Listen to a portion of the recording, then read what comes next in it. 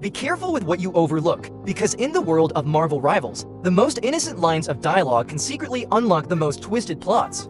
Ultron, the ruthless, extinction-obsessed machine, has been dropping hidden details that most players completely overlook in his interactions with other characters. And in today's video from the Lagfather, we're going to uncover hidden truths and reveal some chilling connections you probably never noticed. If you love finding hidden Easter eggs and crazy lore like this, don't forget to hit that subscribe button so you never miss out on a mystery. Alright, it's showtime. Let's do this. Ultron and Iron Man. Although both represent the pinnacle of technology, Ultron and Iron Man have completely opposite views. Iron Man believes that technology should serve humanity, while Ultron thinks the opposite, humans should be replaced by machines, a more perfect system. This fundamental difference is what makes them bitter enemies in many comics and video games. In the MCU, Ultron was created by Iron Man with the goal of protecting world peace. However, once Ultron realized that humans were the cause of all wars, he became determined to destroy humanity. In the original Marvel comics, Ultron was created by Hank Pym to serve humanity. But the AI eventually developed a twisted mindset and grew to hate humans. Although Tony wasn't the one who originally created Ultron, he's still a top-tier tech genius, and the one who constantly fights against Ultron every time he returns. In the Marvel Rivals game, Ultron also looks down on humanity, seeing them as weak and flawed creatures. I'm just a man fighting for a better tomorrow. I am glad you can see beyond your own legend. Indeed, you are just a man, and mankind is flawed. Even superheroes like Iron Man are, to him, just a bunch of organs inside a metal shell. You pretend to be a machine, yet you are just organs in a metal shell. However, Iron Man fired back by pointing out that even a super AI like Ultron was created by the very organ called the brain. There's an organ called a brain, Ultron. It created you. And I know that drives you crazy.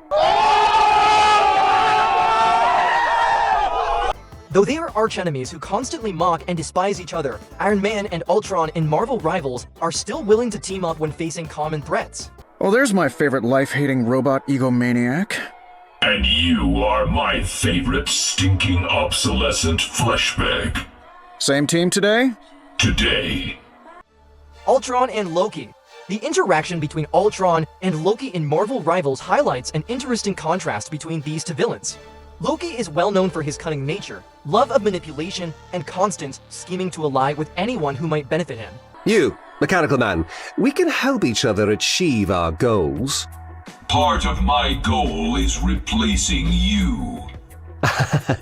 Replacing mortals, you mean? Even once you have done that, we as Guardians will remain.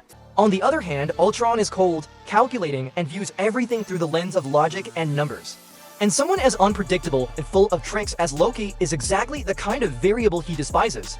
So even after Loki tries to win him over with promises and sweet talk, Ultron firmly refuses. I know you're planning something with the theme park, Ultron. I'm sure we can benefit each other. I'll pass. You're a variable I don't need in my equation. So I'm too much for the calculating killing machine. Well, I'm flattered. But for me, the best part of that conversation is when Ultron reveals which Avenger he hates the most. Surprisingly, it's not his longtime enemy Iron Man or even his creator Hank Pym. It's actually Spider-Man, and the reason?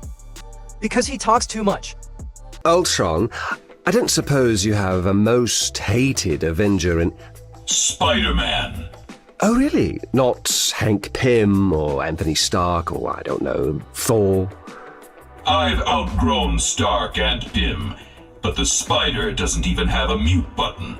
That one line perfectly sums up Ultron's unique kind of hatred. It's not about old fights or personal revenge, but simply because Spider-Man just won't stop running his mouth. Ultron and Adam Warlock. Ultron and Adam Warlock's conversation is a perfect example of just how opposite these two beings really are. For Ultron, he represents a form of artificial perfection. The odds that we would become allies were 7.35 quintillion to 1, Warlock. From the very first line he speaks, he coldly calculates the odds of them becoming allies, exactly 1 in 7.35 quintillion, showing just how logical and emotionless he really is. However, Ultron completely rejects the idea of a soul. Negative. Souls are flawed. To him, true perfection is something only machines can achieve. Anything as vague and illogical as a soul is just a flaw in his eyes. And my programming is perfection. In contrast to Ultron, Adam Warlock believes in the value of the soul and the beauty of imperfection in living beings. Yet here you are, fighting for the good of all. Have you finally developed the equivalent of a soul? That's why Warlock tells Ultron he isn't as perfect as he thinks he is. That statement alone proves how far from perfect you still are, my friend. Interestingly, this isn't the first time these two opposing forces have crossed paths. Their first major encounter happened in the Annihilation Conquest storyline, published by Marvel Comics between 2007 and 2008. In this storyline, Ultron was once again obsessed with achieving perfection and using technology to control everything. He came up with a plan to take over Adam Warlock's body, hoping to transfer his own essence into Warlock's perfect form and gain ultimate power. But Ultron's plan fell apart when it turned out that Warlock's soul had been safely hidden by Quasar, aka Phyla-Vell, inside the Gem of the Quantum Bands. Thanks to that, Warlock was brought back to life just in time to release the souls of the fallen Kree, channel their energy into the Quantum Bands, and give Phyla-Vell the power she needed to deliver the final, decisive blow to Ultron. Ultron and Captain America. When talking to Adam Warlock, Ultron calmly remarked that they weren't meant for each other. In Ultron's mind, a being as perfect as Warlock is at least worthy of standing as his equal. But with Captain America, it's a different story. Ultron doesn't hold back, openly pointing out Captain's flaws, because after all, he's just a human. I am glad you can see beyond your own legend. Indeed, you are just a man, and mankind is flawed. Well, Ultron's not exactly wrong about that. Not only that, Ultron even told Captain America that he was outdated and that it was time for an upgrade, something Ultron would gladly help him with. You are a relic of a past age, Captain. Ultron is the future. Maybe it is time you upgraded your way of thinking. I can help with that. But Captain America refused the offer outright, making it clear that there's a big difference between them. Humans don't need to be perfect to make a difference, Ultron. It's a shame you're not programmed to see that. Ultron is a cold, emotionless machine, while Captain is an imperfect human who, despite his flaws, has always managed to accomplish great things and will keep doing so. I'm just a man fighting for a better tomorrow. I'm perfectly happy how I am. 100% human. In the Ultron Unlimited storyline, published in Avengers Volume 3 in 1999, Ultron launched a massive attack aimed at wiping out humanity, showing his belief that machines represent perfect evolution while humans are full of flaws. Captain America, standing for human spirit and values, confronted Ultron, and insisted that it is the heart and courage of people that truly hold the key to victory. Ultron and Emma Frost. After being rejected by the old-timer Captain America, Ultron turned his upgrade offer to the mutants, specifically the elegant Emma Frost. Mutants have reached the ultimate stage of evolution. For organic life forms, I have chosen to help you transcend what your genetics allow. Of course, with her proud and sharp personality, Emma politely declined Ultron's kindness, and made it clear to him that she's fully capable of deciding who she is, and if she ever needed an upgrade, she could handle it herself without his help. If I wanted a glow-up, dear, I would have just paid for it. Ultron and Hela. After the elegant Emma Frost, the goddess of the underworld, Hela is the next woman to interact with Ultron. Learning from his previous experience, Ultron no longer offers boring upgrade proposals to the ladies. Instead, Ultron decides to gift Hela by eliminating living beings, giving her more servants under her command. You rule the dead? And all who will be dead. Then thank me later for the gift of more servants. However, in the next line, Ultron quickly returns to his usual self, sarcastically saying that no matter how powerful Hela is, she can't take his soul because he's a robot. You are a collector of souls, are you not, Asgardian? I suppose you could call me that, automaton. Then it seems you would have no use for me. But Hela is no pushover either, replying that Ultron's head would make a fantastic trophy for her collection, implying that even a soulless machine like Ultron is not beyond the deadly power of the goddess of the underworld. Do not sell yourself short.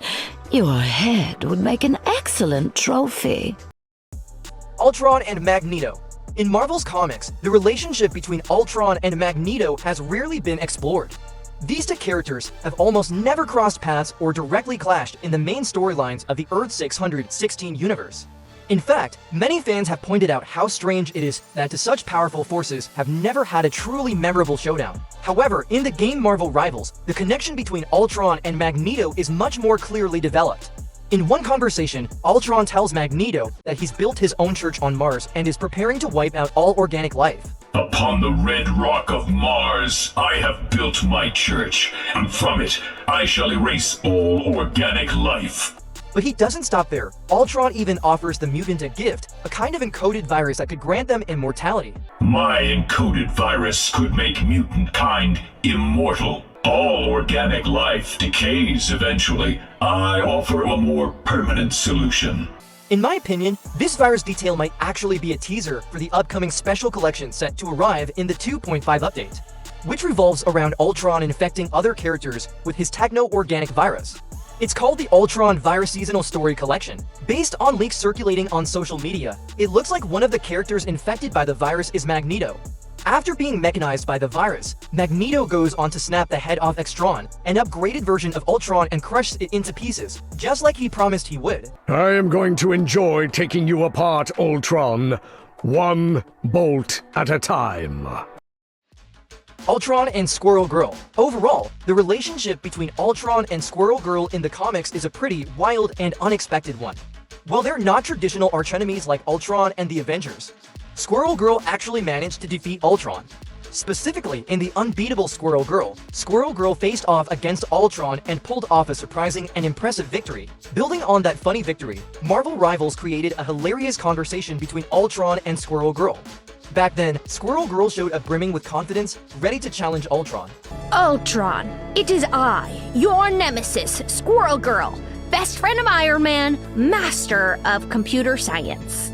Normally, if it were any other character, Ultron would have responded with some kind of condescending remark or a threat. But with Squirrel Girl, he looked completely confused because he couldn't remember who she was at all. What? I don't have you in my database? And you know what the hilarious reason behind this weird situation is? It's because Squirrel Girl once smashed Ultron's reset button so hard that his system completely wiped out any data he had about her. Oh, nuts! I hit that reset button too hard last time. Damn! It's clear that this line not only shows Squirrel Girl's cheerful and charming personality, but also serves as a subtle reminder of her unlikely victory over one of Marvel's top villains. Unfortunately, Squirrel Girl is a pretty controversial character in the game due to her very simple gameplay, just standing in one spot and shooting, yet she can deal massive damage, which annoys many players.